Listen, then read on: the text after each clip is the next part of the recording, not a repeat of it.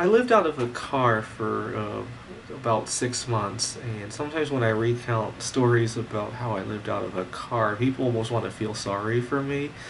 One thing I really dislike is when people call me homeless. I was discussing this with a therapist I've been seeing, and just recently I accidentally saw his notes while he was flipping through them, and he had jotted down that I was homeless, when really I was enjoying my life in a car.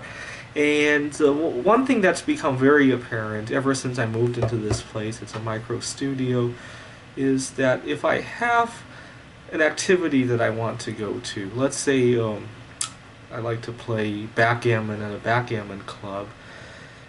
I have to consider how awake I am before I can leave the home, because I have to consider if I can make it back. I missed sleep last night. I couldn't sleep because I had a computer game going on. If I were still living in my car, it's not a big deal. I can go to the backgammon tournament. Worst comes to worst, I excuse myself when I go out to the parking lot and I sleep. We don't really have that luxury anymore. Now that I don't have a car. That's the main one that that keeps coming up, and it makes me realize how big a luxury I was enjoying there. What else did I do? The other thing I really loved is that if I needed to see somebody early in the morning, I could drive there first at night and then sleep. That would give me one less trouble in the morning. Um, it's just it was really a home on wheels. I didn't consider myself homeless at all. What else happened? It was very simple as well. There was not a whole lot of space to spread things out. I have a habit of spreading things out. When I was living in my car, I just, I put everything into suitcases like that, and I put them in the trunk. And it was very compact. Once I moved in here, things started to spread out. And then I had to get a vacuum cleaner and a crock pot to cook stuff in, and you know, um, I am eating a lot better now that I have. When I was living in the car, I didn't have a way to cook. Obviously, I was still eating basically a natural diet, but it was not a whole lot of variety. I ate a lot of raw fish actually. A lot of baking chocolate, as you guys could probably imagine. Uh, that was like basically all I ate. Um, I like how when I was living in the car, I was always on the move. If I saw something, I would go to it. It's hard to park in the same place every night anyhow.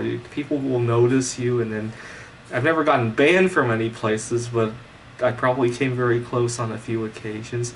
So if I saw some kind of activity and I would just go there, and I made a lot of friends as a result, and very few people actually realized I lived in the car. I don't get why there's this impression that if you're quote unquote homeless, which I hate to use this word, why you have to be dirty. I think my image of somebody who lives in the car really got tarnished by people who don't do it properly, in my opinion. And even though I'm not living in a car today, just the knowledge that I know how to live in a car gives me a lot of peace. When I start to worry about you know, uh, financial issues in the future, or even just macroeconomic issues that I see on the news, when I start to worry about that and I realize I could just move back into my car, it gives me a little bit of an insurance policy to fall back on. I hope not to have to. Well, I don't mind having to cash in on that. Given my situation now, I don't have to at the moment, but just knowing that I can do it, it brings me a lot of peace. And I think that's the biggest thing I gained over the 6 months living in there. When I was going to school at RIT, I lived in my office for close to 2 years actually. Actually, at the time, the reason I did that was because there were projections that certain investments were going to take off, and I wanted to throw as much money as I could into it, and it's alright. And I thought this at the time when I first started living in the office, I thought it was a temporary sacrifice so that I could graduate as a millionaire. But within a couple months, I realized the flexibility and a lot of luxuries I got to enjoy.